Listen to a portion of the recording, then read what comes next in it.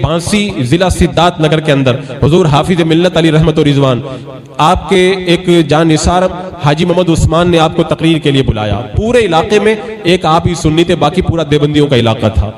अब जब जलसा हुआ, हुजूर हाफिज मिल्लत तकरीर कर रहे हैं। अब दलाइल के अंदर इतनी ताकत थी कि देवबंदियों की मजाल नहीं हुई कि वो जलसा के अंदर कुछ बोल सकें। लाठी डंडा लेकर के बैठे रहे, हुजूर हाफिज मिल्लत हक बयान करते रहे। जब जलसा खत्म हो गया, हुजूर हाफिज मिल्लत अपनी क़यामगाह पे पहुंचे तो वो हथियार और लाठी लेकर के आपकी क़यामगाह पे आए और कहने लगे कि अशरफ अली थानवी के बारे में आप क्या कहते, आपका क्या ख्याल है?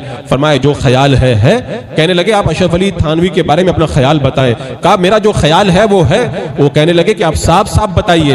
हुजूर हाफिज मिल्लत ने ये नहीं देखा, ये हथियार लेकर के आए हैं, जान चली जाएगी। आपने फौरन कहा सुनो, उसने मेरे आका सल्लल्लाहु अलैहि वसल्लम की शान में गुस्ताखी लिखी है, कुफरिया बातें लिखी है, वो खुद भी काफिर है और जो अशरफ अली थानवी को अपना पेशवा माने वो भी काफिर है। बताओ, हथियारों के साए के अंदर कलेमा हक बयान करना, इसके लिए जो कलेजा चाहिए, जो जिगर चाहिए, वो हर एक बंदे के पास नहीं होता है। अल्लाह रब्बे कदीर अपने महबूब बंदों को ही वो कलेजा अता फरमाता है। और फिर रब ने फरमा दिया ना, इन्नल्लज़ीना क़ालू रब्बुनल्लाह सुम्मा इस्तक़ामू ततनज़्ज़लु अलैहिमुल मलाइका। जो हक बात कहने पे डट जाते हैं ना, अल्लाह फरिश्तों को उनकी मदद के लिए भेजा करता है। और फिर मदद ऐसी आई, वो सब के सब मरूब और खौफज़दा होकर के वापस वहां से चले गए।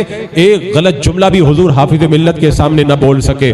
आपके जो जानिसार हाजी मोहम्मद शफी थे वो कहने लगे, आज मुझे लग रहा था कि ये लोग कुछ गलत हरकत करेंगे, मैंने सोचा था आज जान दे दूंगा, हुजूर हाफिज मिल्लत का बाल भी बेका नहीं होने दूंगा। लेकिन उस मर्द कलंदर ने कलेमा हक कह करके बता दिया, जो हक बात कहता है उसकी मदद खुद अल्लाह तबारक व तआला फरमाता है।